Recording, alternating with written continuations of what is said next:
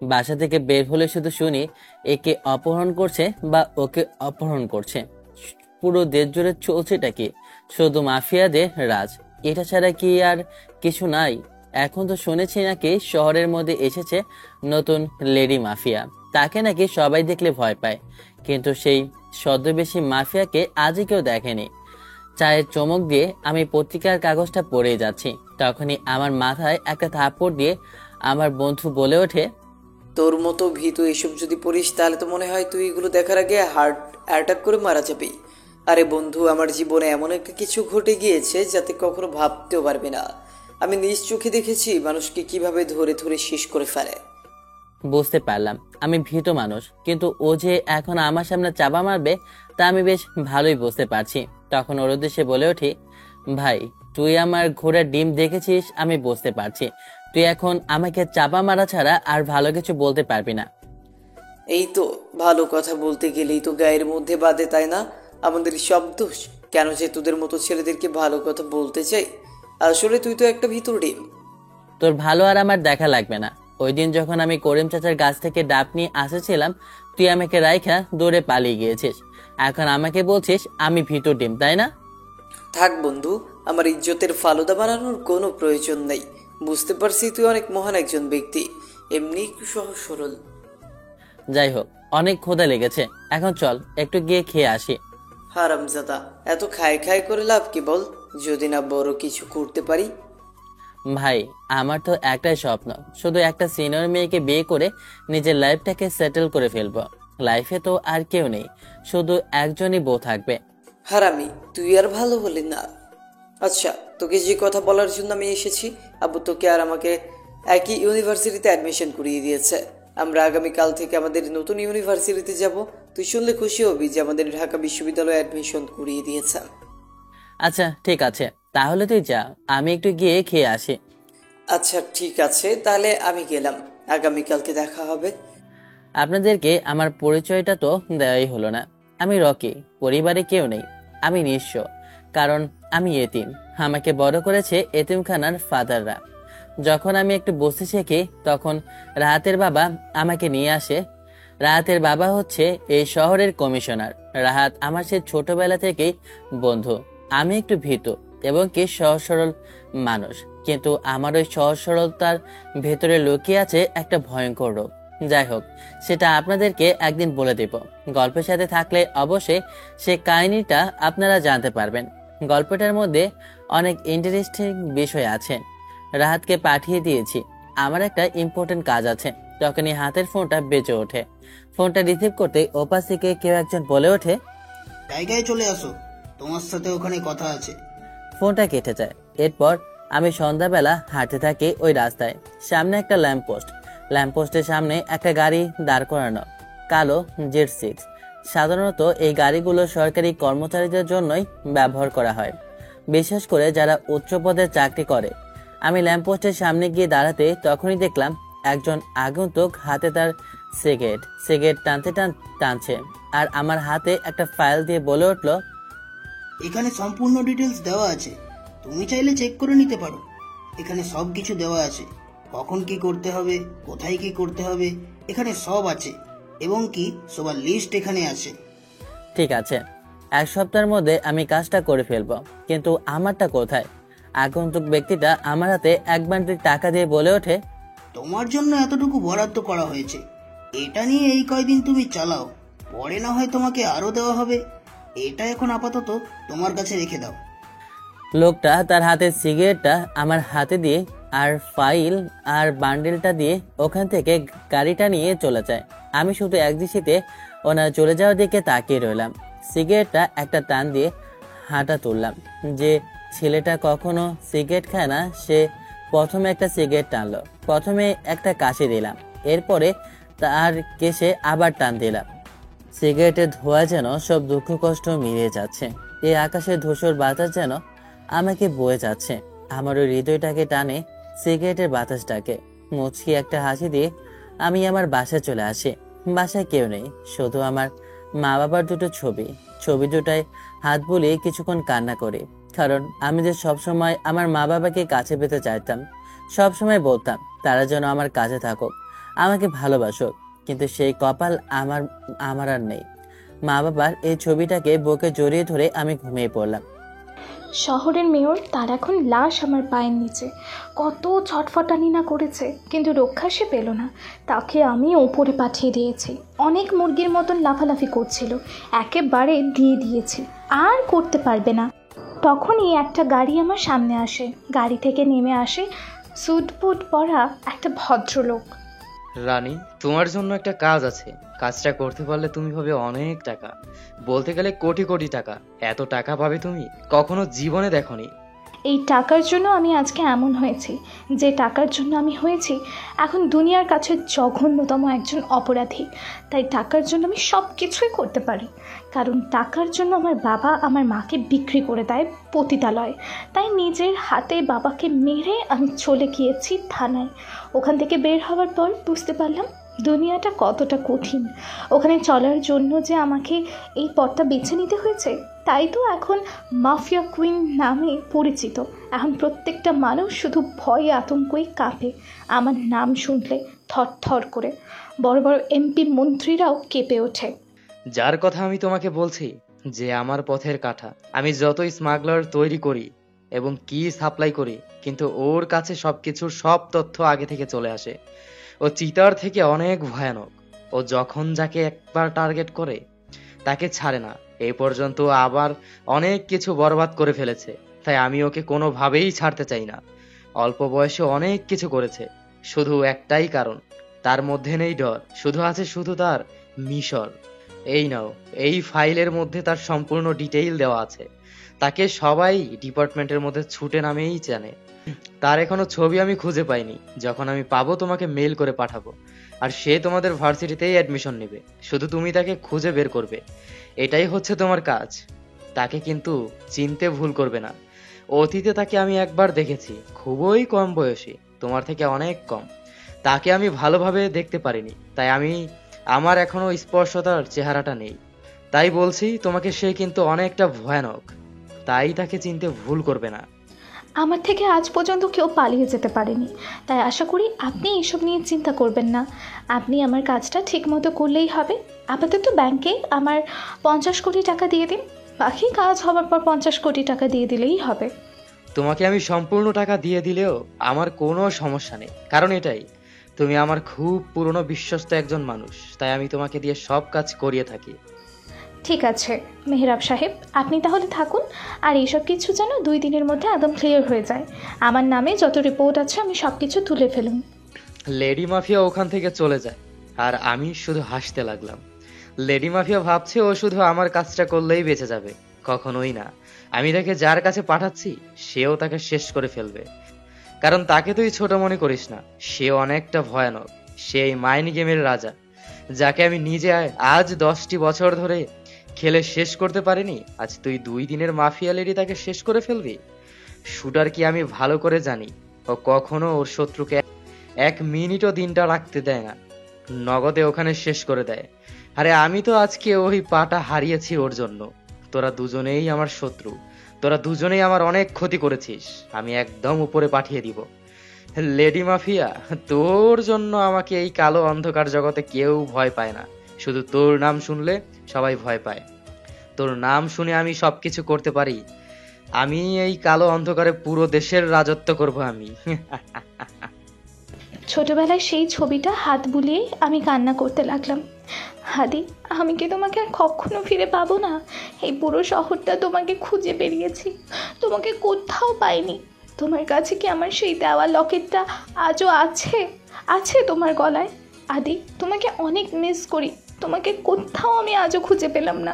কেন? কোথায় আছো তুমি? একবার সাড়া দাও আমাকে।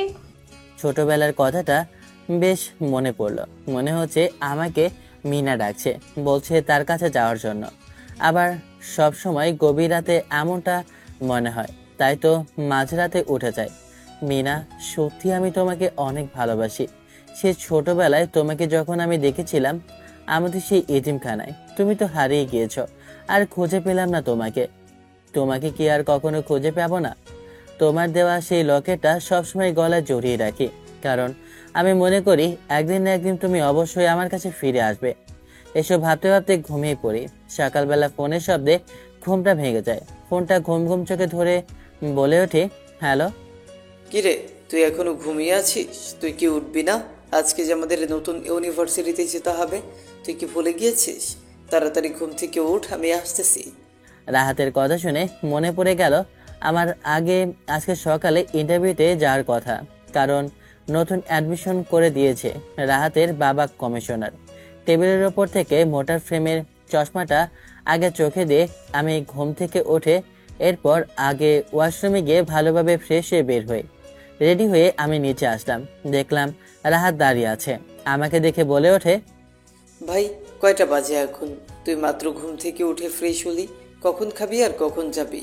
খাওয়া দাওয়া করা লাগবে না, এমনিতেই চল। ওখানে গেলে অনেক খেয়ে ফেলবি। বুঝলাম না তোর কথা। ওখানে গেলে খেয়ে ফেলবো মানে? তুই এমনিতেও ভিতর ডিম, তোকে বললে তুই ভয় পাবি, তাই বলা যাবে না। এখন সুন্দর ছেলের মতো চলে আয়, এরপর না হয় তোকে বলবো আমি। আমি আর রাহাত দুজনে ভার্সিটিতে যাওয়ার জন্য রওনা দিলাম। আমি রাহাতের বাইকের উপর উঠলাম।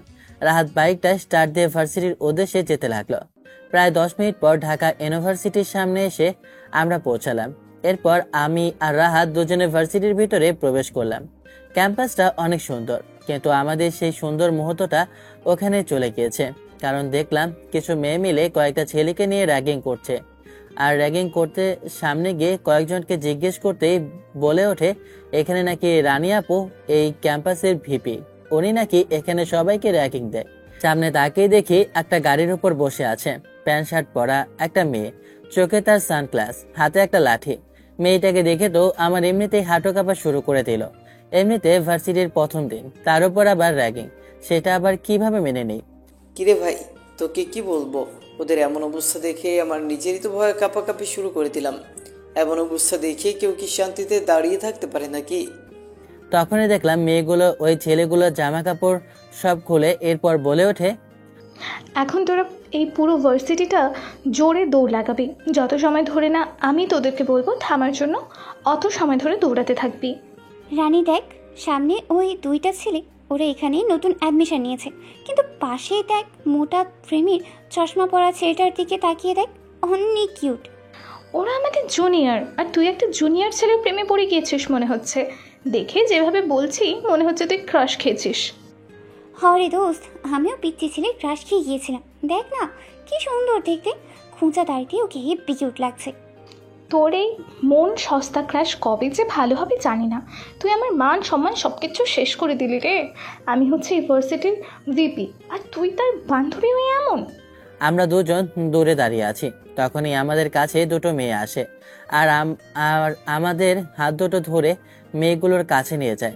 মেয়ে দুইটা গাড়ির উপরে বসে আছে, দুটার পরনে জিন্স প্যান্ট আর গায়ে সাদা শার্ট। আমি আর রাহাত আমরা দুজন ওদের সামনে গেলাম। তখন আমি মেয়ে দুটোর সামনে গিয়ে বলে উঠি, জি আসসালামু আলাইকুম আপু, আপনারা আমাদেরকে কেন ডেকে নিয়ে এসেছেন জানতে পারি? চুপ কর তোরা, এখানে জানিস না নতুন এসেছিস? এখানে যে র্যাগিং হয় তোরা কি কচি খোকা নাকি? দেখে জানিস না? আসলে আপু, আমরা এখানে নতুন এসেছি, আমরা জানি না, এই বিষয়ে আমাদেরকে ছেড়ে দিন প্লিজ। তুই কেমন মাসুম সহজ সরল একটা ছেলে, তোকে দেখলেই বাচ্চা মনে করবে। আমি দাঁড়িয়ে আছি, তখনই সামনে থাকা একটা মেয়ে এসে আমাকে ধাক্কা দিয়ে ফেলে দেয়। আমি নিচে পড়ে যাই, আমার চোখের সানগ্লাসটা পড়ে যায়। মেয়েটা এত জোরে ধাক্কা দিয়েছে যে আমার শার্টের বোতামটাও খুলে যায়। ছেলেটা যখন পড়ে যায় তখন ছেলেটার গলার মধ্যে একটা লকেট আমি দেখতে পাই। গাড়ি থেকে নেমে তাড়াহুড়ো করে ছেলেটার কাছে গিয়ে হাতের লকেটটা ধরে বলি, হ্যাঁ ছেলে, সত্যি করে বলো তুমি লকেটটা কোথায় পেয়েছো? প্লিজ আপনি আমার সব কিছু নিয়ে যান, তারপরও আমার এই লকেটটা নেবেন না দয়া করে, কারণ আমি আমার জীবনের থেকেও অনেক বেশি ভালোবাসি এই লকেটটাকে। লকেটটা চিনতে আমার এক মুহূর্ত দেরি হলো না, কারণ এটা যে আমি দিয়েছি আমার সেই আদিকে। আমি যে আদিকে আমার সামনে এইভাবে দেখতে পারবো কখনো ভাবতেও পারিনি। এমন একটা পরিস্থিতির মধ্যে এখন চলে এসেছি যে আমি ওকে আমার পরিচয়টাও এখন দিতে পারবো না। মনে মনে কতটা খুশি হয়েছে বলে মুখে প্রকাশ করা যাবে না। যখন সামনে থাকা মেয়েটাকে ঠাস করে ওর গায়ে আর কেউ হাত তুলবে না, কারণ ও এখন থেকে আমার। রানী, তুই সব কি বলছিস? তোর মুখ থেকে এসব কথা শুনতে পারবো কখনো কল্পনাও করতে পারিনি। আমি কি আমার প্রাণকে কখনো বিশ্বাস করতে পারছি? আমি কি এখনো সত্যি কথা শুনেছি? চুপ, একটা কথা বলবি না, যা বলছি তাই। রানী কখনো আজ পর্যন্ত আমার গায়ে হাত তুলেনি, কিন্তু এই কথার কারণে সাধারণ আমার গায়ে হাত তুললো। তার মানে ছেলেটার সাথে রানীর কোনো সম্পর্ক অবশ্যই আছে। তোমার নাম কি? জি, আমি রকি। আমার পরিবারে কেউ নেই। আমি এখানে ভর্তি হয়েছি পড়াশোনার জন্য। ওর বাবা আমাকে এখানে অ্যাডমিশন করিয়ে দেয়। প্লিজ আমাকে মারবেন না। আমার কথায় মেয়েটা একটু হাসি দেয়। এরপর আমার পড়ে যাওয়া সানগ্লাসটা তুলে নিয়ে ও আমার চোখে দিয়ে বলে ওঠে, তোমাকে ইউনিভার্সিটিতে আজ থেকে কেউ কিছু বলবে না, আর হ্যাঁ, আমিও তোমাকে কিছু কখনো বলবো না। তুমি শুধু সব সময় আমার কথা শুনবে, বুঝতে পেরেছো? মেয়েটার কথায় আমি শুধু মাথা নাড়ালাম। তখন মেয়েটা আমাকে অবাক করে দিয়ে বলে ওঠে, আমার নাম রানী, তুমি আমাকে রানী বলে ডাকবে। তুমি আমার জুনিয়র, তারপরও তুমি আমাকে তুমি ছাড়া অন্য কিছু ডাকতে পারবে না, আর আমার নাম ধরে ডাকবে, বুঝতে পেরেছো? আর একটা কথা, পুরো কেটে জুড়ে বলছে, কোনো মেয়ে তোর দিকে তাকাবে না, ওর দিকে নজর দেবে না, কারণ ও আমার, আমি ওকে ভালোবাসি। মেয়েটার এমন কথায় আমি মোটেও প্রস্তুত ছিলাম না যে হঠাৎ প্রথম দেখায় মেয়েটা আমাকে ভালোবেসে ফেলেছে। এই কেমন মেয়েটার পাগলামি। তোমরা দুজন ক্লাসে যাও। রকি আর সামনে থাকা ছেলে দুটো, ওরা দুজনেই ক্লাসের দিকে চলে যায়। তখন আমার সামনে নেহা এসে বলে ওঠে, আজ পর্যন্ত কোনো ছেলেকেই তুই অনুমতি দিলি না তোকে তুমি বা নাম ধরে ডাকার জন্য, কিন্তু এই ছেলেটাকে সবার সামনেই বলে দিলি তুই ভালোবাসিস। তার কারণটা জানতে পারি? যার জন্য আজ প্রায় প্রতিটি বছর আমি অপেক্ষা করেছি, সেই মানুষটাকে আমি খুঁজে পেয়েছি। তুই কি বুঝতে পারছিস কেন আমি এমনটা করেছি? আজকে আমি কেন এতটা খুশি? তার মানে তুই এত বছর ধরে যার অপেক্ষায় ছিলি সেই ছেলেটাই হচ্ছে এই ছেলেটা রকি? একদম ঠিক ধরেছিস, সেই ছেলেটা যাকে আমি এত বছর ধরে মনে রেখেছি। কেউ আমাকে মনে রেখেছে, না হলে আমার দেওয়া সেই লকেটটা আজও তার গলায় কেন? তাহলে তুই তাকে তোর আসল পরিচয়টা দিলি না কেন? আমি এমন পরিস্থিতিতে ওকে যদি বলতাম আমি তার সেই পুরনো দিনের ভালোবাসা, তাহলে কি সে কখনো এই কথাটা মেনে নিত? আমি ওর কাছে এখন ধীরে ধীরে ভালো হব, তারপরও সব কিছু খুলে বলবো, সব সত্য কথা। মেয়েটা তোর সাথে এমন করলো কেন বুঝলাম না।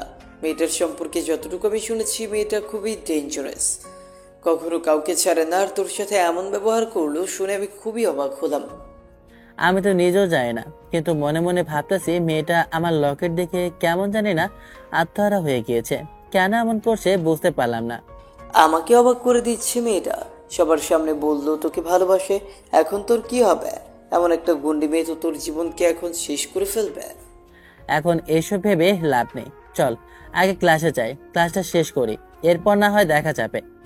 আর যাই বলিস না কেন, ওর পাশের বান্ধবীরাকে কিন্তু আমার বেশ ভালো লেগেছে। যদি পারিস ওর বান্ধবীর সাথে আমাকে একটু পরিচয় করিয়ে দিস, তাহলে ওর সাথে একটু কথা বলতে পারবো। সেই রোমান্টিক। আসলে আমার অনেক ইচ্ছে সিনিয়র মেয়েদের সাথে কথা বলার, কারণ সিনিয়র মেয়েদের প্রতি তোর মতো আমারও একটা দুর্বলতা আছে। রাতের কথায় আমি একটা মুচকি হাসি দিলাম। এরপর ক্লাস শেষ করে আমরা দুজন বের হলাম। তখনই একটা মেয়ে এসে আমার কাছে বলে ওঠে, হ্যালো, তোমাকে তো ইউনিভার্সিটিতে আগে দেখিনি, তুমি কি এখানে নতুন এসেছো? জি, আমরা এখানে নতুন অ্যাডমিশন নিয়েছি আপু। তুমি আপু বলে ডাকছো কেন? আমি দেখেছি তুমি আমার সাথে একই ডিপার্টমেন্টে, তাহলে আপু বলে ডাকার কি দরকার? এখন থেকে তুমি বলে ডাকবে। আমি ফারজানা, আর তুমি? জি, আমি রকি। মেয়েটার সাথে আরো কিছু কথা বলে মেয়েটাকে বিদায় জানিয়ে আমি আর রাহা দুজনে বাসার উদ্দেশ্যে রওনা দিলাম। বাসায় আসতে হাতের ফোনটা বেজে ওঠে। আজকে তোমার যার সাথে দেখা হয়েছে, যার সাথে কথা হয়েছে, সে তোমার মিশন। তাকে তুমি যেভাবেই হোক তোমার প্রেমের জালে ফেলে আমাদের হাতে তুলে দিবে, এটাই হচ্ছে তোমার কাজ। আর এই ছাড়া তোমার আর কোনো কাজ নেই। তাহলে তো আমার আর কোনো কাজ করাই লাগতো না। মেয়েটা তো এমনিতে আমার প্রতি দুর্বল হয়ে গেল, তাহলে আর কয়েকদিনের ভেতরেই কাজটা হয়ে যাবে, শুধু ওয়েট করুন। কথাটা বলে কলটা কেটে দিয়ে এরপর আমি শুয়ে পড়লাম। বাসায় এসে ভাবতেছি যে ও আমাকে কি মেনে নেবে। ও যদি জানতে পারে আমি হচ্ছে কি এই শহরের মাফিয়া কুইন, তাহলে কি ও আমাকে কখনো মেনে নেবে? না, তাহলে ওর কাছে কখনো আমি আমার সত্যটা বলবো না। আমি ভালো হয়ে যাব, তাকে নিয়ে চলে যাব অনেক দূরে, আমি আর এই শহরে থাকবো না। তখনই হাতের ফোনটা বেজে ওঠে। ফোনটা রিসিভ করতে তখন ওপার থেকে মেহরাব সাহেব বলে ওঠে, তোমার কাজ কত দূর হলো? তাকে কি এখনো ধরতে পেরেছো? তাকে কিন্তু আমি জিন্দা না, একদম মৃত দেখতে চাই। হাতের কাজ করে দিয়ে আমি এখান থেকে চলে যেতে চাই। আমি আর এই কাজে থাকতে চাই না, কারণ আমি যাকে চাই তাকে আমি পেয়ে গিয়েছি। তুমি হচ্ছ এই অন্ধকার শহরের কোয়েল। তোমার পথে সবাই উঠে, তোমার কথা সবাই বসে, এবং কি আমারও সাধ্য নেই তোমাকে বাধা দেওয়ার। তোমার যা ইচ্ছে তুমি তাই করবে। কথাটা বলে মাফিয়া কুইন কলটা কেটে দেয়। কি ভেবেছ কুইন, তোমাকে আমি ছেড়ে দিব? এমনিতেই চলে যেতে দিব না। তোমাকে মেরে তো আমি এই পুরো রাজ্যটা নিজের দখলে করব। তখন আমার বিশ্বস্ত সেই লোকটাকে কল করি। ফোন করতে, ফোনটা রিসিভ করতে আমার বিশ্বস্ত লোকটা বলে ওঠে, বস, আপনি চিন্তা করবেন না, কুইনকে আমি ওর রাস্তা থেকে সরিয়ে দেব। আমি শুধু সুযোগের সৎ ব্যবহারের জন্যই অপেক্ষা করছি। শুধু একবার পাই, তখন দেখবেন ওকে আমি শেষ করে দেব। এরপর আমি হয়ে যাব এই স্থানের কুইন। সকালবেলা ঘুম থেকে উঠে ফ্রেশ হয়ে ভার্সিটি যাওয়ার উদ্দেশ্যে রওনা দিলাম। তখনই রাহাতের কল। ফোনটা রিসিভ করলাম। তখন ও পাশ থেকে রাহাত বলে ওঠে, কিরে, তুই এখনো কি ঘুম থেকে উঠিস নাই নাকি? আমি তো বাইরে দাঁড়িয়ে আছি গাড়ি নিয়ে। তুই কোথায়? তাড়াতাড়ি আয়। তুই অপেক্ষা কর, আমি আসতেছি। কথাটা বলে আমি বের হলাম। বের হয়ে আমি রাহাতের বাইকে উঠে বসলাম। যার সময় মাঝ রাস্তায় দেখতে পেলাম খবরের মধ্যে বলতেছে যে শহরের মেয়রকে কেউ যেন মেরে রাস্তার মাঝখানে ফেলে দিয়েছে। কথাটা সবাই বলা বলি করছে। তখন রাহাত আমাকে বলে ওঠে, আব্বু অনেক চিন্তায় আছে, কারণ আব্বুর উপরে অনেক প্রেশার যাচ্ছে। শহরের মেয়রকে নাকি কে মেরে ফেলেছে। আমি শুনেছি মেয়র নাকি এতটা ভালো ছিল না। ওর নাকি অনেক লোকের সাথে ঝামেলা ছিল। তার থেকে বড় কথা, লোকটা গরিবের হক মেরে খেয়েছে। অনেক মানুষের ঘরবাড়িও নিজে কেড়ে নিয়েছে। আমিও বলি, এমন লোকের সাথে এমনটাই হওয়া উচিত, না হলে ওরা কখনোই শুধরাবে না। এটা একদমই ঠিক না, কারণ এসবের জন্য আমাদের আইন আছে। আইন ওদেরকে শাস্তি দেবে। ওদেরকে আইনের আয়ত্তে রাখা দরকার। তাদের দায়িত্ব আইন নিজের হাতে তোলা একদমই উচিত না। তুই আবার কবে থেকে কিভাবে আইনের কথা মেনে চললি? তোকে তো কখনো দেখিনি এভাবে হাবাকবার মতো কখনো চলতে। তাহলে এত আইনের কথা কোথা থেকে বলছিস? মাঝে মধ্যে আব্বুর সাথে যেতে যেতে তুই কি আব্বুর মতো হয়ে গিয়েছিস নাকি? রাহাতের কথায় একটা মুচকি হাসি দিলাম। এরপর রাহাত বাইকটা নিয়ে ভার্সিটির সামনে চলে যায়। রাহাতের উদ্দেশ্যে বলে উঠি, আচ্ছা তুই ভার্সিটির ভিতরে যা, আমার একটু কাজ আছে, আমি আসতেছি। কথাটা বলে আমি ওখান থেকে হাঁটা ধরি। ওর আবার কি হলো? কোথায় আবার কাজ আছে? রকি তো চলে গেল। আমি ক্যাম্পাসের ভেতর প্রবেশ করলাম, তখনই দেখলাম ওই কুন্ডি মেয়েটা আমার সামনে এসে আমাকে বলে ওঠে, ওই তোর বন্ধু কোথায়? আমার বান্ধবী তোর বন্ধুকে ডাকতে, তোর বন্ধুকে নিয়ে আয়। আমার বন্ধু রকি তো একটু বাসায় গিয়েছে কাজে, আবার আসবে কিছুক্ষণ পর।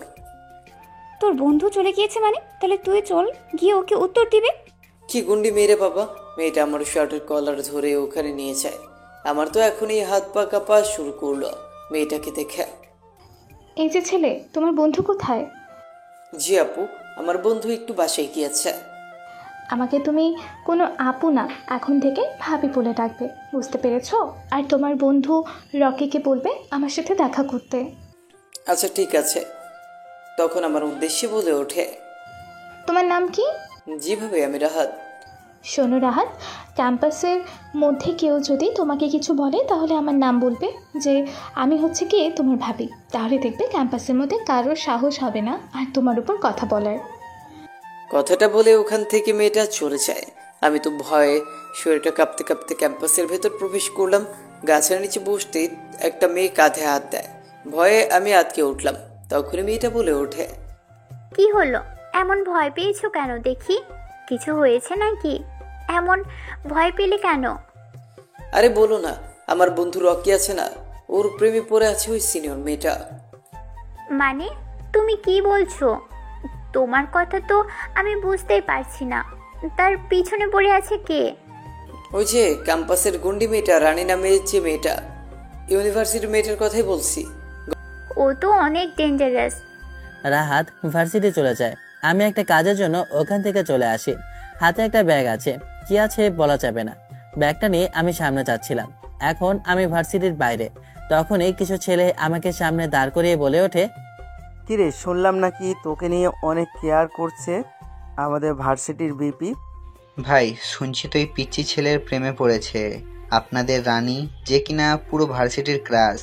কিরে, তোর মধ্যে এমন কি আছে রে যার জন্য আমাদের মধ্যে নেই, যার জন্য এমন একটা রানী তোর কপালে জুটেছে। ছেলেগুলো কথা বলতে বলতে আমাকে ধাক্কা দিতে লাগলো। আমি ওদের উদ্দেশ্যে বলে উঠি, ভাইয়া আপনারা এমন কেন করছেন? আমি তো কিছু জানি না, আমি তো একজন সাধারণ একজন মানুষ। কিরে, কিছুই বুঝতে পারছি না। মনে করেছিস তোর সামনে সাধারণ সহজ সরল মানুষের ভিতর কত কিছু যে লুকিয়ে আছে আমরা দেখতে পাচ্ছি। ভাইয়া আপনারা কি সব বলছেন? আপনাদের কথা তো আমি বুঝতেছি না। আমি তো এখনো ভার্সিটিতে যাইনি, আপনারা আমার সাথে এমন করছেন কেন? চুপ শালা, তোর মতো এমন কত যাওরা আমি সোজা করেছি তার কোনো হিসাব নেই। ভাই, আপনার ক্লাসের দিকে ও নজর দিয়েছে, ওকে ওকে কি করা উচিত বলে দেন। আরে কি বলবো রে, ও কি আমাকে ভালো করে চেনে? ছেলেগুলোর থাপ্পড়ে আমার নাক দিয়ে রক্ত পড়তে লাগলো। আমার মোটা ফ্রেমের চশমাটা খুলে পড়ে যায়। তখন চশমাটা উপরের পা দিয়ে চশমাটাই ভেঙে ফেলে রতন নামের ছেলেটা। শোন, আমার বাবা এই শহরের এমপি। আমার বাবা চাইলে সব কিছুই করতে পারে। তোকে শেষবারের জন্য ওয়ার্নিং দিচ্ছি, তুই ভার্সিটিতে ঢুকবি না, না হলে তুই জিন্দা থাকবি না। বস কি বলছে কানে মন দিয়ে শুনে নে। এই চল এখান থেকে, ওকে আমরা দ্বিতীয়বার যদি ভার্সিটিতে দেখি তারপর দেখে নিব। আমি একটা কথা শুনেছি দোস্ত, আমি মাত্র দেখে আসলাম যে রাজু আর রতন সহ রকিকে মেরেছে অনেক। কথাটা শোনা মাত্রই আমার মাথায় যেন রক্ত চেপে বসলো। তাই আমি রাজুর কাছে গেলাম। ওরা অবশ্য এখনও আমার আসল পরিচয় কেউ জানে না। আমি যে এই শহরের মাফিয়া কুইন। তুই ওর গায়ে হাত তুলেছিস কেন? কারণ আমি তোকে ভালোবাসি আর তুই ওকে ভালোবাসিস, সেই জন্য আমি ওকে মেরেছি। আমি চাই না আমার ভালোবাসার মাঝে কেউ আসুক। ভাবি, ভাইয়া কিন্তু ঠিক বলেছে। আপনি যেমন সুন্দরী এবং কি আপনার যেমন সাহস, আপনি পুরো ভার্সিটিটা চালান। আর আমাদের বসকে দেখুন, আমাদের বসে এই শহরের আগামী পরবর্তী এমপি হবে। ওনার বাবার টাকা পয়সার কোনো অভাব নেই, উনি আপনাকে একদম রানীর মতো করে রাখবে। আপনার নামটা যেমন রানী, আপনি থাকবেন সঠিক রানীর মতো। আপনি রাজার রাজ্যেই মানাবে, আপনি রাজার কাছেই মানাবে। আমি ল্যান্ডমাইন, যে আমার পায়ে পাড়া দেয় সে কখনো জিন্দা থাকে না। কথাটা তোকে বলে দিলাম। আমি তো তোমার মতো এমন একটা জেদি মেয়ে চাই যাকে আমি আমার করে রাখবো। নাক বেয়ে রক্ত পড়ছিল, তাই রুমাল দিয়ে রক্তটা বন্ধ করলাম। ফার্মেসি থেকে ওষুধ নিয়ে রক্তটা বন্ধ করে ওখান থেকে সোজা হাঁটা ধরলাম। তখনই হাতের ফোনটা বেজে ওঠে। ফোনটা রিসিভ করলাম। তখন কেউ বলে ওঠে, তোমাকে একটা লোকেশন পাঠাচ্ছি, ওখানে অবৈধভাবে কাজ কারবার চলছে। ওখানে অবৈধ অস্ত্র আজকে পাচার করবে, তুমি তাড়াতাড়ি ওই লোকেশনে চলে যাও। আপনি আমাকে লোকেশনটা পাঠিয়ে দিন আর টিমকে দ্রুত বলবেন ওখানে উপস্থিত হওয়ার জন্য। আমি গিয়ে অ্যাকশন শুরু করছি। তুমি ওখানে যাও, আমি আগে থেকেই তোমাকে প্রোটেকশনের জন্য পুলিশ পাঠিয়ে দিচ্ছি। ওখানে অফিসারকে আমি বলে দিচ্ছি সব কিছু। আপনারা হয়তো এখনো কেউ কিছু বুঝতে পারছেন না, তাই তো? তাহলে আমি আপনাদেরকে সবকিছু খুলে বলি। ছোটবেলা থেকে আমি অনাথ আশ্রমে বড় হয়েছি। আমার যখন একটু বোঝার বয়স হয়েছে তখন আমি আশ্রমের বাজারের জন্য গিয়েছিলাম। ওখানে ওই সময় আমার সাথে একটা মেয়ের দেখা হয়। সেই মেয়েটার নাম ছিল মিনা। তার বাবা ভালো ছিল না, তার বাবা তাকে সবসময় মারতো। তাই মিনাও আমার সাথে একসাথে থাকতে শুরু করে। একদিন বৃষ্টির সময় প্রচুর পরিমাণ বৃষ্টি হচ্ছিল আর আশ্রমে খাবারও ছিল না, তাই আমি বাইরে খাবার কেনার জন্য গিয়েছিলাম। তখনই রাহাতের বাবাকে দেখলাম কেউ মারার জন্য গুলি নিয়ে আসে। রাহাতের বাবা অনেকটা আহত অবস্থায় পড়ে আছে, উনি উঠতে পারছে না। তখন আমি কি করব কিছুই বুঝে উঠতে পারছিলাম না। তাই আমি পাশে থাকা একটা রড খুঁজে পেলাম। রডটা নিয়ে আমি পেছন দিকে ওই লোকটার পেছন দিয়ে দেই। লোকটার পেছনে ঢুকে পেটের উপর দিয়ে বের হয়ে যায়। লোকটার সঙ্গে সঙ্গে ওখানে মারা যায়। তাই আমাকে ওই সময় রাহাতের বাবা ওখান থেকে ওনার কাছে নিয়ে যায়। ওখান থেকে আমি কিছুদিন পর যখনই যাই তখন জানতে পারি মিনা আর নেই, কোথায় জানি ও হারিয়ে গিয়েছে। এটা জানার পর আমার যেন আকাশ পাতাল সবকিছু তছনছ হয়ে যাওয়ার মতো অবস্থা।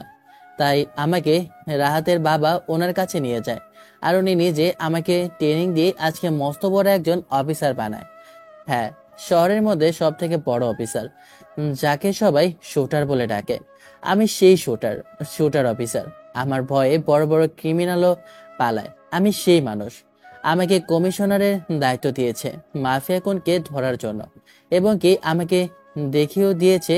কিন্তু সব থেকে অবাক করা বিষয় হচ্ছে মাফিয়া কুইন নিজে আমার প্রেমে পাগল হয়ে আছে। এমনটা হওয়ার কখনো কথা না। মাফিয়া শহরে কখনো কাউকে কেউ ভালোবাসতে পারে না। তাহলে এমন রহস্য কেন, সেটাই আমি বুঝতেছি না। কেন জানি না আমার সাথে এমন একটা মাইন্ড গেম খেলা হচ্ছে। এসব ভাবতে ভাবতে ওদের ডেরায় আমি পৌঁছে যাই। ওখানে গিয়ে দেখি সবাই অস্ত্র নিয়ে ঘাটাঘাটি করছে, সবগুলো অবৈধ অস্ত্র। তাই আমি ব্যাগ থেকে পিস্তলটা বের করে ওদেরকে গুলি করে সবাইকে মেরে ফেলি এবং কি ওখানে আগুন ধরিয়ে দিয়েছি। এর মধ্যে পুলিশ অফিসাররা চলে আসে, এসে ওদের লিডারকে ধরে নিয়ে যায়। আমি ওখান থেকে সোজা বাসায় চলে আসি। আর ভার্সিটিতে যাওয়া হলো না। মিশনটা করতে অনেকটা রিস্ক হয়েছে, গুলি খেতে খেতে বেঁচে গিয়েছে। তারপরও সব শালাকে মেরে ওখান থেকে চলে এসেছি। আজকে প্রচুর পরিমাণ রাগ হচ্ছে, কারণ ওর কত বড় সাহস আমার প্রিয় মানুষটার উপরেও হাত তোলে। ওর কলিজাটা ছিঁড়ে আমি খাবো। তখনই হাতের ফোনটা বেজে ওঠে। ফোনের স্ক্রিনে তাকিয়ে দেখি কেউ না, মেহরাব সাহেব। কি করছো কি? তুমি এখনো কি কোনো অ্যাকশন নিতে পারছো না? ওকে কি তুমি এখনো ধরতে পারছো না? তুমি এখনো ওকে কিছু করতেছো না কেন? আপনি এখনও ওর একটা ছবি আমাকে পাঠাতে পারেননি, তাহলে আমি কি করে ওকে ধরবো? ওকে আমার লোকেরা চিনে ফেলেছে। এখন শুধু একটা ছবি প্রিন্ট করে তোমাকে আমি মেইল করে পাঠাবো, সাথে সাথে ওকে তুমি মেরে ফেলবে। ও আমার সবগুলো অস্ত্র সব শেষ করে ফেলেছে। সবগুলো অস্ত্রতেও আমার আগুন ধরে দিয়েছে। ওকে তুমি জিন্দা ছাড়বে না, ওকে শেষ করে দাও।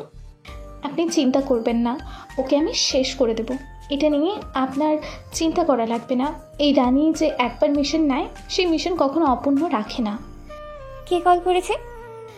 মেহরাব সাহেব কল করে বলল সেটাকে মারার জন্য। তুই ওখানে সব কিছু রেডি করে রাখ, ওকে পাওয়া মাত্রই আমি ওখানে গুলি করে মেরে ফেলবো।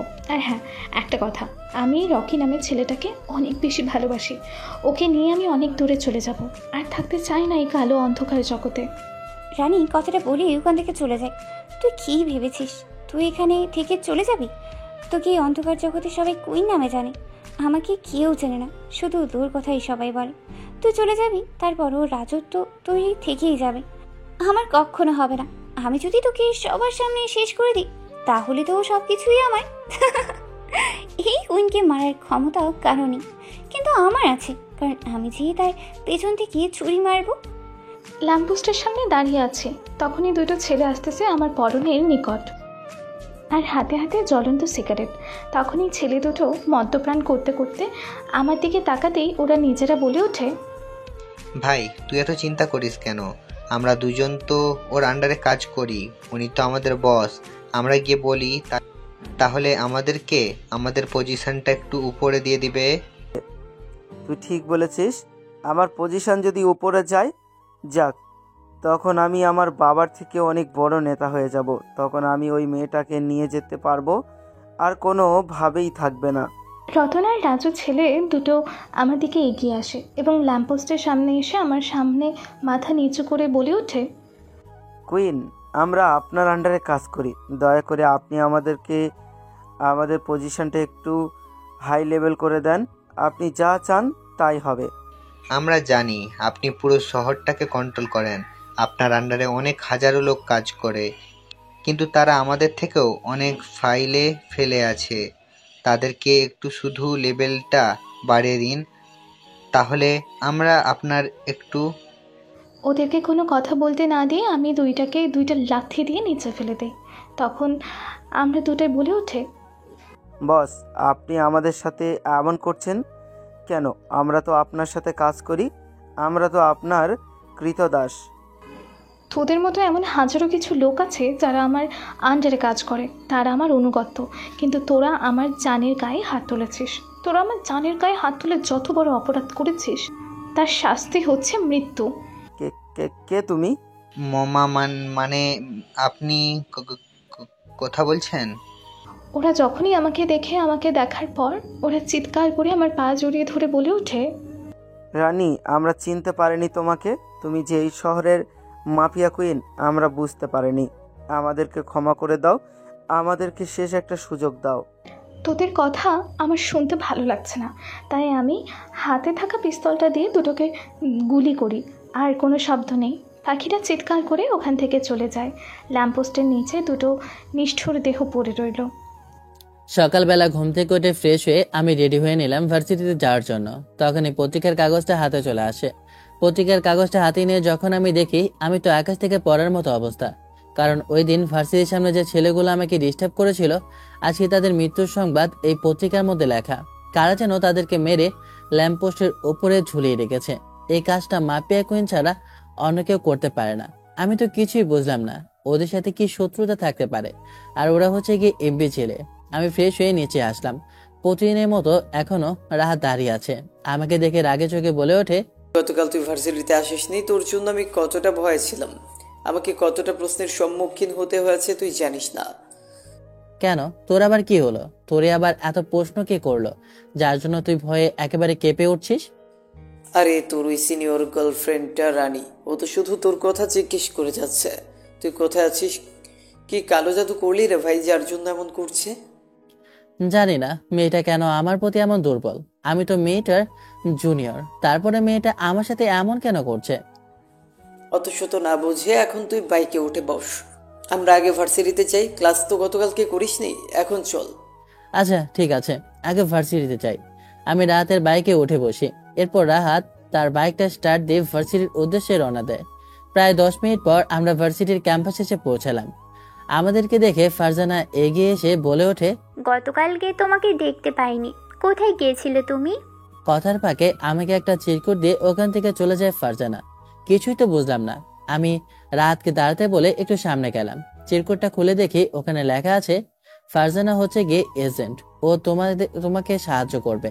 তার মানে ফারজানা একজন সিআইডি কমিশনার। মনে হয় ফারজানাকে পাঠিয়েছে আমাকে সাহায্য করার জন্য। সঠিক সময়ে মনে হয় সবকিছু তৈরি করে রাখবে নিয়ে আসার জন্য। আমি কাগজটা নিয়ে পকেটে ভরে নিলাম আর মনে মনে ভাবছি।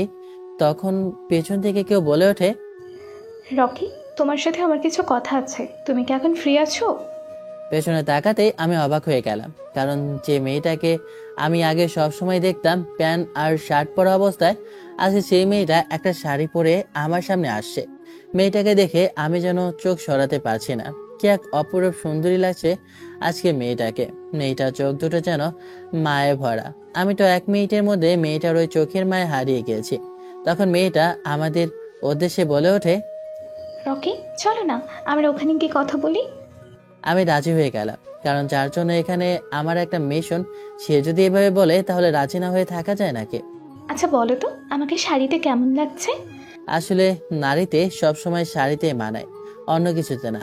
আর তাদের ব্যবহার হতে হয় একদম কোমল। তুমি যা বলবে আমি তাই শুনবো। আমি সব কিছু ছেড়ে দেব, আর এসব করব না। আমিও চাই আপনি ভালো হয়ে যান। তুমি আমাকে আপনি করে কেন বলছো? আপনি তো আমার থেকে সিনিয়র, তাহলে আমি আপনাকে তুমি করে তো বলতে পারবো না। প্লিজ দয়া করে তুমি আমাকে আপনি করে বলো না। আমি তোমাকে ভালোবাসি আর আমি তোমার জন্য সব কিছু করতে পারবো। প্লিজ, তারপরও তুমি আমাকে আপনি করে বলবে না। মেয়েটা কথাটা বলে কান্না করে দিল। তা আমি মেয়েটাকে বললাম, কিন্তু আপনি তো আমার সিনিয়র। কি হয়েছে? সিনিয়র জুনিয়রের কখনো কি ভালোবাসা হয় না? আমাকে কি ভালোবাসা যায় না? হবে না কেন? আমি তা বলছি না, অবশ্যই হয়। আর আপনি দেখতেও তো খারাপ না। কিন্তু তার আগে আমরা না হয় বন্ধু হই, এরপর না হয় সবকিছু। আপনি ধীরে ধীরে পরিবর্তন হন, তারপর ভেবে দেখব। তুমি আমাকে যা বলবে আমি তাই শুনবো। আমি তোমার কথা শোনার জন্য প্রস্তুত আছি। আচ্ছা ঠিক আছে, তাহলে চলেন ওইদিকে গিয়ে একটু হেঁটে আসি। তখন মেয়েটা বলতে লাগলো, জানো, ছোটবেলায় আমার মা বাবা কেউ ছিল না। সবাইকে আমি হারিয়ে ফেলেছি। বাবাকে হারিয়েছি দুর্ঘটনায়। ও আচ্ছা, তাহলে তো আপনার ছোটবেলা অনেক কষ্ট গিয়েছে। না, তার মধ্যেও আমি একজন স্পেশাল মানুষকে পেয়েছিলাম। রানী যখন এই কথাগুলো বলছে আমার যেন মন ছুঁয়ে যাচ্ছে। বারবার শুধু মিনার কথাই মনে পড়ছে। তা আমি নিজের অজান্তাই মেয়েটাকে বলে উঠি, ছোটবেলায় আমিও একজনকে ভালোবাসতাম। আপনার যেমন স্পেশাল মানুষ ছিল, আমার ছিল সেই মানুষটা, জীবনের চাইতে অনেক মূল্যবান। কথাটা বলতে যাব যখন বলছিলাম তখনই হাতের ফোনটা বেজে ওঠে। দেখলাম কমিশনারের কল। তাই আমি, আচ্ছা তাহলে তোমার সাথে আমার আগামীকালকে কথা হবে। আমি ক্যাম্পাস থেকে বের হয়ে গেলাম। ওখান থেকে বের হয়ে ফোনটা রিসিভ করলাম। তখন কমিশনার সাহেব ওপাশ থেকে বলে ওঠে, শোনো, রাঘু বলতে সবকিছু হয়ে গিয়েছে। এখন শুধু তুমি ধরবে মাফিয়া কুইনকে। আর শোনো, মেহরাব কিন্তু অনেকটা ক্ষেপে আছে। তোমার ওপর যে কোনো মুহূর্তে যে কোনো কিছু করে ফেলতে পারে। তাই তুমি সাবধানে থাকো। এর মধ্যে সব ব্যবস্থা তোমার জন্য আমি করে রাখছি। কথাটা বলে কমিশনার কলটা কেটে দেয়। আমি রাহাতকে বলি, শরীরটা ভালো না রে। এটা বলে আমি ওখান থেকে বাসায় চলে আসি। বাসায় এসে সবকিছু রেডি করে রাখি। পিস্তলটা আগে বের করে ঠিক জায়গায় রেখে দিই। এরপর সব প্ল্যান করতে থাকে। মেহরাব সাহেব, তাহলে আপনি কি ভাবতেছেন? আমি কিন্তু শুটারের ছবি বের করে ফেলেছি, তোমাকে মেইল করে পাঠাচ্ছি। আপনি আমাকে মেইল করে পাঠান, আমিও দেখতে চাই কে এই শুটার যাকে ভয় পুরো মাফিয়া কেঁপে ওঠে। সকালবেলা ঘুম থেকে উঠে ফ্রেশ হয়ে রেডি হচ্ছে, কারণ ভার্সিটিতে যেতে হবে। হঠাৎ করে ফোনটা বেজে ওঠে। ফোনটা রিসিভ করতেই তখন ওপাশ থেকে কোনো একজন মেয়েলি কণ্ঠে বলে ওঠে, আপনার জন্য একটা খবর আছে। তোমাকে তো আমি ঠিক চিনতে পারলাম না। আমার সম্পর্কে হয়তো বা আপনাকে বলেই দিয়েছি, আমি সিআইডির প্রধান ফারজানা। তোমার কাছে এমন কি খবর আছে যা তুমি এখন আমাকে বলতে চাও? আজকে আফজাল সহ তার দলবল নিয়ে সবাই আজকে ড্রাগস নিয়ে দেশের বাইরে যাচ্ছে এবং তারা কন্টেনার করে মেয়ে পাচার করছে। কি বলছো? এটা কখন হতে যাচ্ছে? এটা আগামী কাল রাত থেকে হতে চলেছে। আমি এটা পাক্কা খবর পেয়েছি। আপনার ডিপার্টমেন্টের সবাইকে আমি বলেই দিয়েছি। গ্রুপে যারা মেম্বার আছে তারা সবাই এক জায়গায় হয়ে যাবে। তোমার গ্রুপে যারা আছে সবাইকে অ্যাক্টিভ থাকতে বলো। আমি সবসময় সতর্ক থাকবো। ঠিক আছে, আপনি একটু সাবধানে থাকবেন। আমাকে ধরা ছোঁয়া ওদের কল্পনার বাইরে। আমাদেরকে ধরতে হলে ওকে যে আঙ্গুর মাছ হতে হবে। কথাটা বলে আমি কলটা কেটে দিই। তখনই আবার কল আসে। এখন কল করেছে রাহাত। ফোনটা রিসিভ করলাম। তখন রাহাত বলে ওঠে, আর কতকাল ঘুমিয়ে থাকবে এভাবে?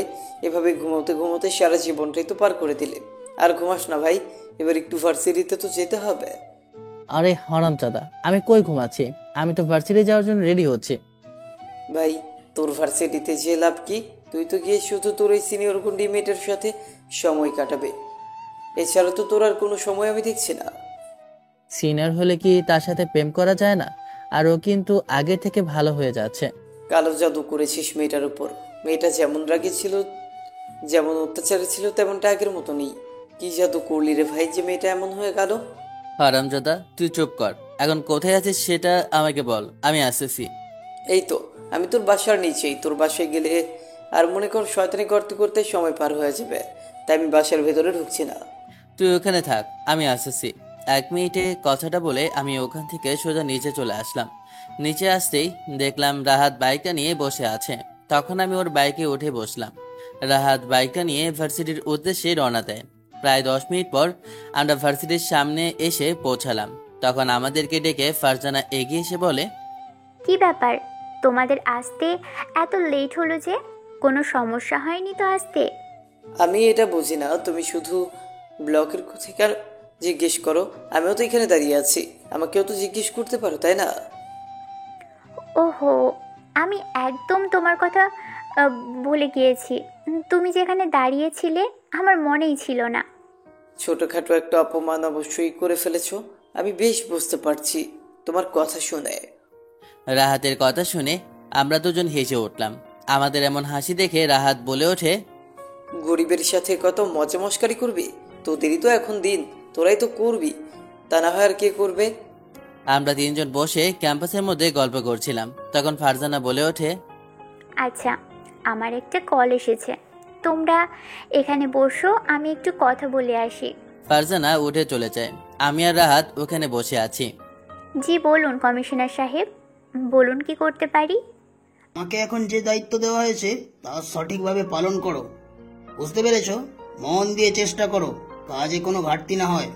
আপনি চিন্তা করবেন না, আমি কোনোদিনও কুইনকে বাঁচতে দিব না। আমি তেমন একটা খবর পেয়েছি যা শোনার পর আমার নিজেরও উড়ে যায়। আমি জানি এটা কোনোভাবেই রকি মেনে নিতে পারবে না। এমন কি কথা যে কথা মেনে নিতে পারবে না রকি? কথাটা খুবই সিক্রেট, তাই কাউকে বলা যাবে না। এটা যদি 5 কান হয়ে যায় তাহলে দেখা গেছে তোমার জায়গায় এখানে অন্য কেউ আসলেও কোনো কিছুই হবে না। যত বড় পাওয়ারফুলি বা আসুক না কেন, কোনোভাবেই বাঁচানো সম্ভব না। এমন কি কথা যে কথা কমিশনার সাহেব আমাকে বলতে চায় না? কমিশনার সাহেব কলটা কেটে দেয়। আমি ভাবতে লাগলাম এমন কি কথা আছে যে কথা আমাকে কমিশনার সাহেব বলতে চায় না। আমি আর রাহাত দুজনে বসে আছি। তখনই রাহাত আমার উদ্দেশ্যে বলে ওঠে, রকি, তোকে একটা কথা বলতাম কিন্তু বলতে পারছি না। কেন রে ভাই, তুই কি মেয়ে মানুষ নাকি? হ্যাঁ, ফাজলামি করিস? তোর তোর আবার কিসের লজ? হ্যাঁ, তুই কথাটা বলতে পারিস না কেন? হ্যাঁ, আর যদি না বলতে পারিস তাহলে এক কাজ কর, একটা শাড়ি কিনে দিই, পরে বসে থাক, তাহলে তার লজ্জা হবে না। হারামজাদা, মস্কারি একটু কম কর। ভালোই তো আমাকে নিয়ে দেখছি তুই মস্কারি করছিস। তাহলে এত রং ঢঙের কথা না বলে ঠিকভাবে বল না, হয়েছেটা কি? আসলে ফারজানাকে আমার ভালো লাগে, কিন্তু ওকে আমি বলতে পারছি না। ও, এ ব্যাপার। তাহলে আমার বন্ধু এখন দেখছি প্রেমে পড়েছে, তাহলে কি আর করার আছে, ওকে বলে দে। না রে ভাই, আমার কিন্তু ভয় লাগছে বলতে। ও যদি না বলে দেয় তখন কি হবে? আমি ফারজানাকে কথাটা বলতে যাব, তখন রাহাত আমার মুখটা চেপে ধরে। ফারজানা এর ভেতরে চলে আসে। কি হলো রাহাত, তুমি রকিকে এভাবে মুখ চেপে ধরেছো কেন?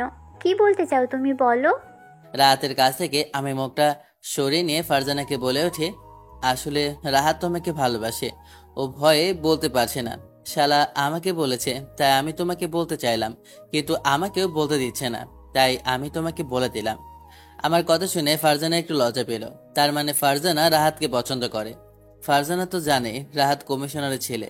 এর মধ্যে তখন রানীর যে বান্ধবীটা আছে নেহা, ওটা আমাদের সামনে আসে আর বলে ওঠে, তোকে রানী যেতে বলেছে, তোর জন্য অপেক্ষা করছে ক্যাম্পাসের বাইরে। ভাই তুই এবার যা, প্রেম বিনোদন কিছু করে আয়। তোর সিনিয়র বান্ধবীর বলে কথা, একটু ঘুরে আয়।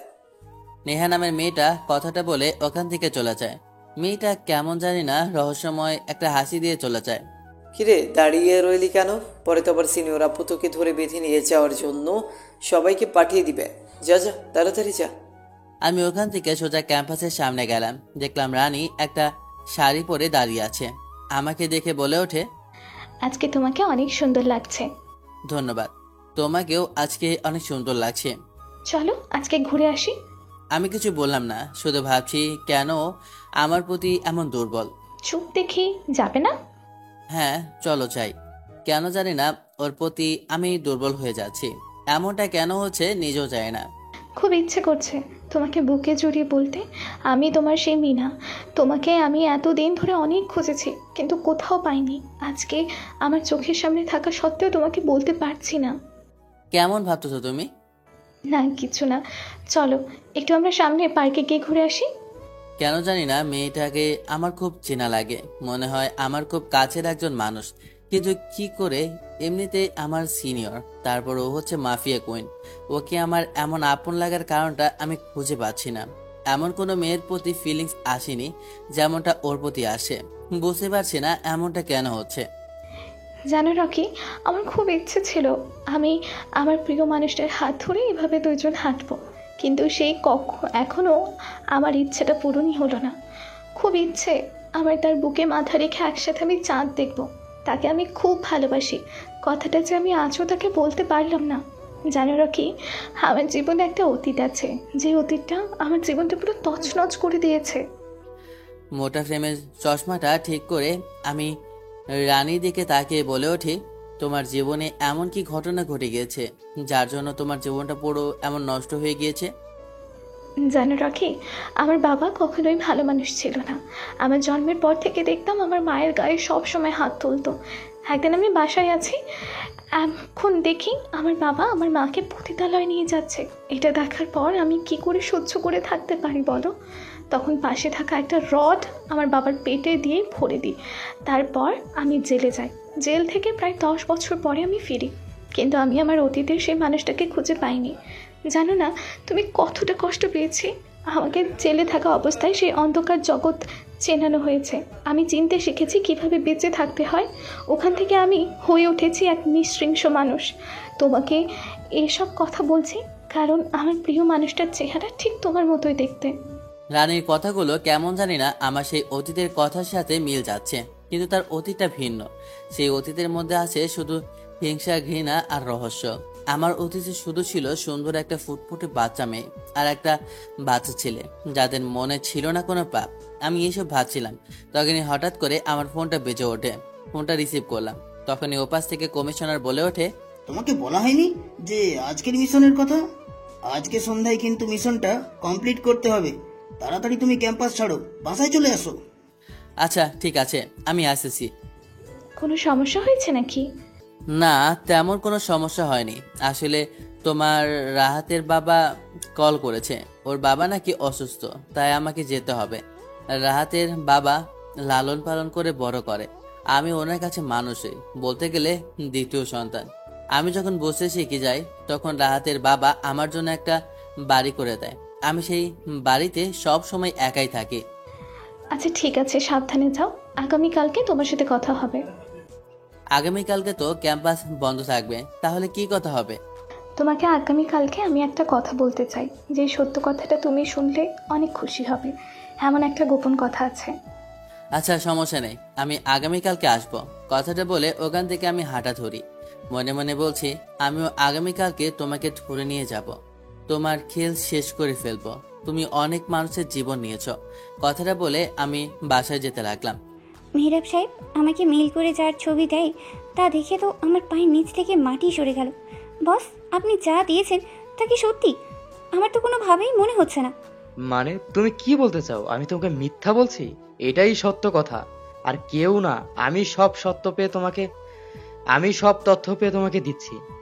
বস, আপনিও কি অবাক হবে না যে আমাদের লেডি কুইন এই ছেলেটারই প্রেমে পড়ে আছে? মানে কি বলতে চাচ্ছ তুমি? আমি তো তোমার কোনো কথাই বিশ্বাস করতে পারছি না। আমি আপনাকে যা বলছি তাই সত্যি। আপনার শত্রু আরও দুজনেই একসাথেই। তাহলে তো দুটাকেই একসাথে একবারে শেষ করে ফেলতে হয়। বাসায় এসে সবকিছু করে আমি রেডি হয়ে নিলাম। আজকের মিশনের জন্য সবাই প্রস্তুত। আমি এখনো আসিনি, সবাই আমার জন্য অপেক্ষা করছে, তাই আমি রেডি হয়ে নিচে আসলাম। সব কিছু রেডি আছে, আপনি গেলেই অ্যাকশন শুরু হয়ে যাবে। অন্ধকার রাতে দেখলাম গাড়ি করে অনেকে অনেক কিছু নিয়ে যাচ্ছে। এখানে ট্রাকের ভিতরে হয়তোবা মেয়েদেরকে বন্দি করে রেখেছে, পেছনে আছে ড্রাগস। এখনই আর সুযোগ আছে, চাইলে এখনই আমরা হামলা করতে পারি। এখন না, দাঁড়াও, এখনো তো ওদের বস আসছে না। ওদের বস মেহেরাবের জন্য অপেক্ষা করে। যত তাড়াতাড়ি সম্ভব মালগুলো ইন্ডিয়ার বাইরে নিয়োজিত হবে। যদি একবার শুটার খবর পাই তাহলে কিন্তু আর রক্ষা নেই। আমারও যতদিন ধরে বেঁচে আছে ততদিন ধরে আমরা ধান্দা একেবারে বন্ধ হয়ে যাবে। তখনই দেখলাম কালো গাড়ি করে মেহেরাব সাহেব আসছে। আমি তখনই গুলি করে সবগুলো গাড়ির চাকা পাম্পসার করে দেই, আর সবাই পুরো রাস্তাটা ঘিরে ফেলে। তখনই আমি পিস্তল দিয়ে মেহেরাবের গাড়িটা ধরে ফেলি। তখন মেহেরাব হাত উঁচু করে বলে ওঠে, আমাকে ছেড়ে দাও শুটার, তুমি যা চাও আমি তোমাকে সব দিব। যত টাকার প্রয়োজন আমি তোমাকে সব দিব, তারপরও তুমি আমাকে ছেড়ে দাও।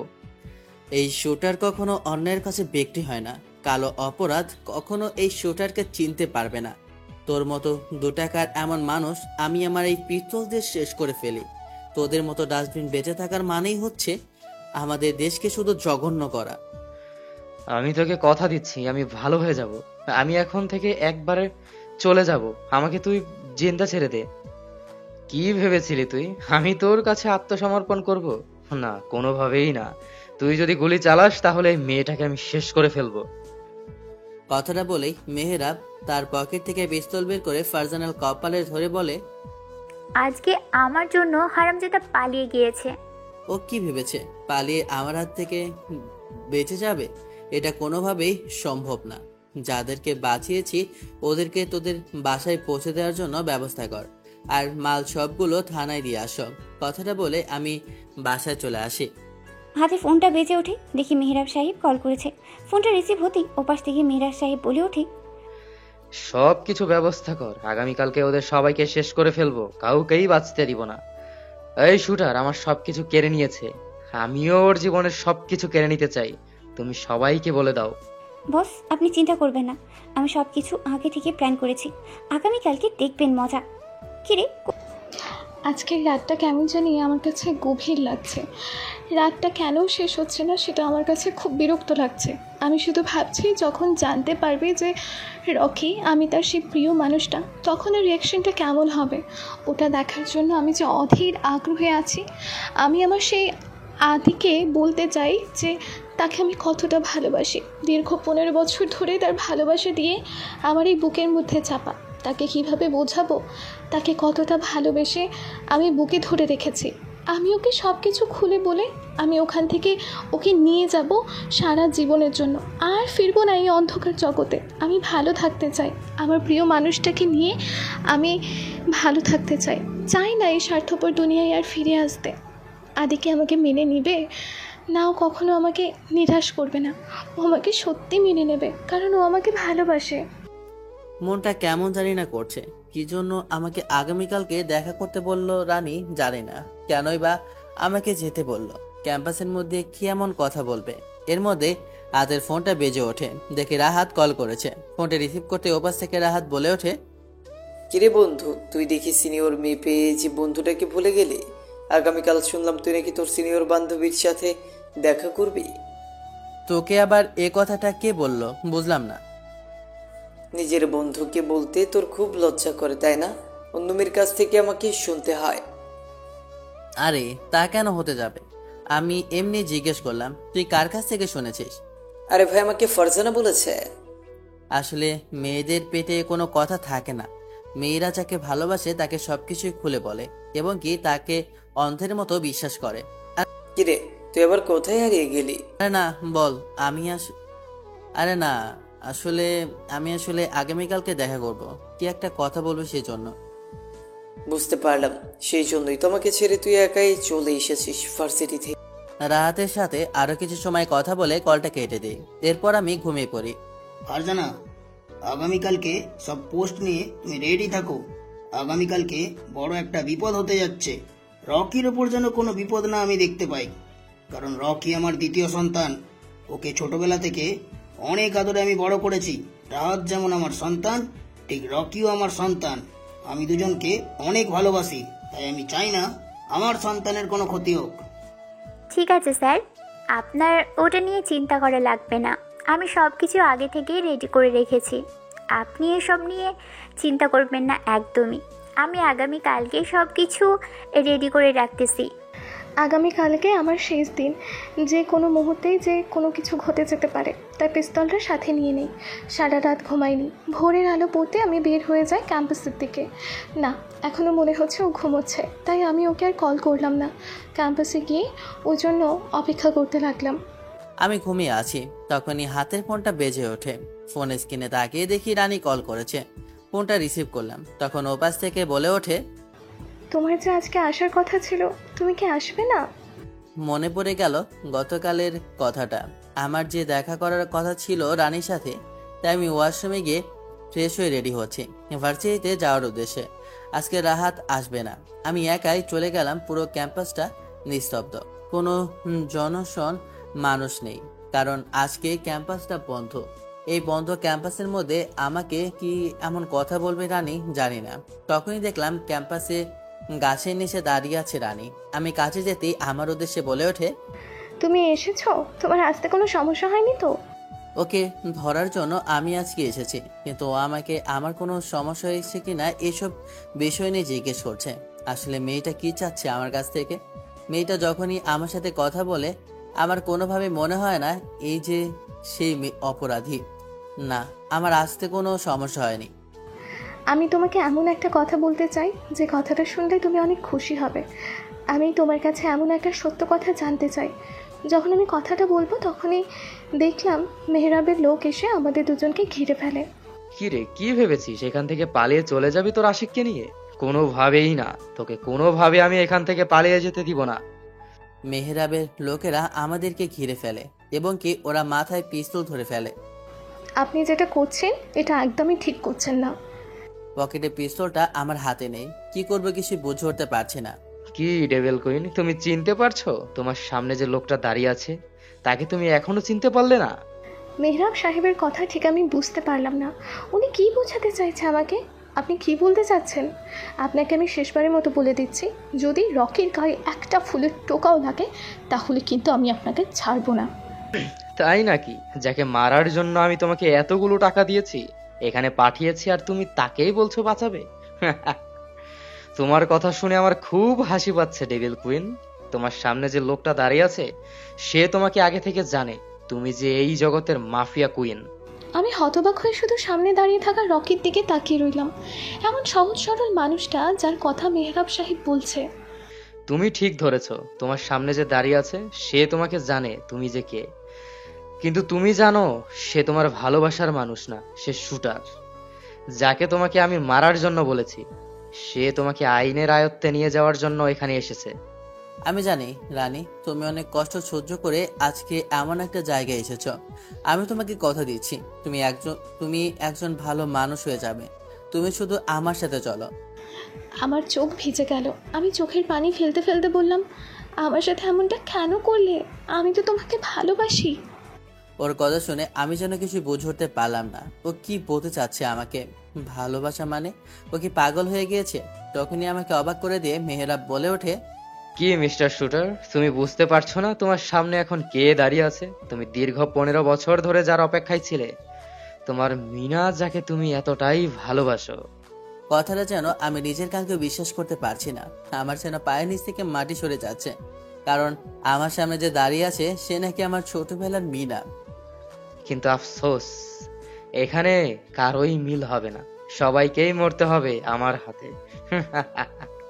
কথাটা বলে যখনই গুলি করতে যাবে মেহেরাব, তখনই দেখলাম ফারজানা পুলিশ ফোর্স নিয়ে এসে গোলাগুলি শুরু করে। তখনই দেখলাম রানী তার হাত থেকে পিস্তল বের করে আমাকে সেভ করে নিয়ে যেতে লাগলো। আমি শুধু একদৃষ্টিতে ওর দিকে তাকিয়ে রইলাম। ও আমার হাত ধরে আমাকে ওখান থেকে নিয়ে যেতে লাগলো। আমি তখন ওকে জিজ্ঞেস করলাম, তুমি কি আমার মিনা? আমার পুরনো আদি যেন আমাকে জিজ্ঞেস করছে। আমি মাথা নাড়াবো, ঠিক তখনই নেহা বলে ওঠে, কিরে, কোথায় যাচ্ছিস তুই? নেহা, আমি আমার রাধিকে খুঁজে পেলাম। আমি আমার রাধিকে নিয়ে চলে যাচ্ছি, তুই ভালো থাকিস। কথাটা বলে ওকে নিয়ে যখন আমি দৌড়াবো তখনই পেছন থেকে একটা গুলি আসে। বলি, এটা আমার পিঠে গিয়ে লাগে। পেছনে ফিরে দেখি নেহা, আর হাসতে হাসতে বলে, তুই বেঁচে থাকলেই আমি যে কোনোদিনও এই কুইন হতে পারবো না রে। পেছন থেকে পিস্তলটা বের করে ওকে একটা গুলি করি। ওর সাথে সাথে মাটিতে লুটিয়ে পড়ে। একটিবার আমাকে বলতেই তোকে সব কিছু দিয়ে দিতাম, তোকে নিজের বোনের থেকেও বেশি ভালোবেসেছি। দীর্ঘ 15 বছর পর আমি আমার প্রিয় মানুষটাকে যেন হারিয়ে ফেলছি। আমার সামনে আমার প্রিয় মানুষটা গুলিবিদ্ধ হয়ে পড়ে আছে। আমি তো হাউমাউ করে কান্না করতে লাগলাম। তখন মিনা তার কাছ থেকে লকেটটা দিয়ে বলে ওঠে, আজও তোমাকে ভালোবাসি, তাই তো তোমার দেওয়া শেষ স্মৃতিটা আমি এখনো নিজের কাছে বঞ্চিত করে রেখেছি। কথাটা বলে আমার রানী এখানেই নিঃশ্বাস ত্যাগ করে। আমি যেন নিজের চোখে বিশ্বাস করতে পারছি না। কান্নায় আমার চোখ যেন আর বুকটা যেন ফেটে যাচ্ছে। তখনই কালো অন্ধকার মেঘ হয়ে বেশি বর্ষণ শুরু হয়। তোমাকে বলছি রানী, শোনো, একবার চোখ খোলো, একবার শুধু আমার দিকে তাকাও। তুমি তো বলেছিলে কোনোদিনও আমাকে ছেড়ে যাবে না, কিন্তু আজ তুমি চুপ কেন? চারপাশে বজ্র গর্জে ওঠে, বৃষ্টি আরো জোরে নামে। দেখছো বৃষ্টি কেমন নেমেছে? যেন আমার কান্না শুনে আকাশটাও কাঁদছে। এই আকাশ, এই বাতাস, এই প্রকৃতি সবাই জানে আমরা কতটা ভালোবাসতাম একে অপরকে। আজ আমার বুক ফেটে যাচ্ছে, আমি ভেতর থেকে চিৎকার করছি, কিন্তু তুমি শুধু চুপ করে আছো। জানো, এই সমাজ, এই লোকেরা, ওরা কোনোদিন আমাদের ভালোবাসাকে বুঝতে চায়নি। শুধু বলেছিলে একদিন সব ঠিক হয়ে যাবে, আমরা একসাথে হব। কিন্তু সময় তো আমাদের পক্ষে আসেনি।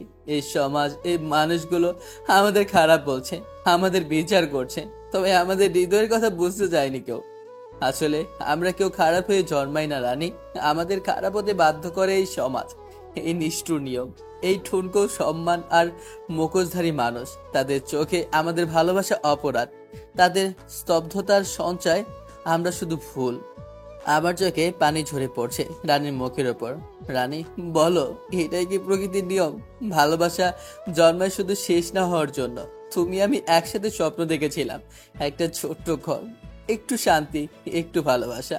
তবুও কি পেলাম আমরা? একটা অসমাপ্ত গল্প, একটা রক্তাক্ত বিদায়, আর কিছু কান্না। আজ তোমার নিঃশেষ দেহটা আমার সামনে পড়ে আছে, আর আমি কিছুই করতে পারছি না। ক্ষমা করো রানী, আমি তোমাকে রক্ষা করতে পারিনি। আমার ভালোবাসা আজ হেরে গেছে সমাজের নিয়ম, সময়ের নিষ্ঠুরতা, আর কিছু মুখোশধারী মানুষের কাছে। আমি রানীর কপালে চুমু খাই। তুমি বলেছিলে আজও ভালোবাসি, আমি তো এখনো ভালোবাসি রানী, আজ, এখন, এই মুহূর্তে, আর যতদিন বাঁচবো শুধু তোমার ভালোবাসা বুকে নিয়ে বাঁচবো। পেছনে বজ্রপাত, চারপাশে বৃষ্টিধারা আরো গাঢ় হতে লাগলো। আজ আকাশও বোঝে রকি আর রানীর ভালোবাসাটা অপূর্ণ রয়ে গেল। ঠিক কেমন প্রকৃতির নিয়ম, গল্পটা অপূর্ণ রইল। এমনটা না যে সব ভালোবাসায় পূর্ণতা পাবে, কিছু কিছু ভালোবাসা অপূর্ণতা থাকাই দরকার, না হলে মানুষ কি শিক্ষা পাবে। গল্পটা এখানে শেষ করলাম। কেমন হয়েছে অবশ্যই কমেন্ট করে জানাবেন। আল্লাহ হাফেজ, ভালো থাকবেন সবাই, সুস্থ থাকবেন আর আমাদের জন্য দোয়া করবেন।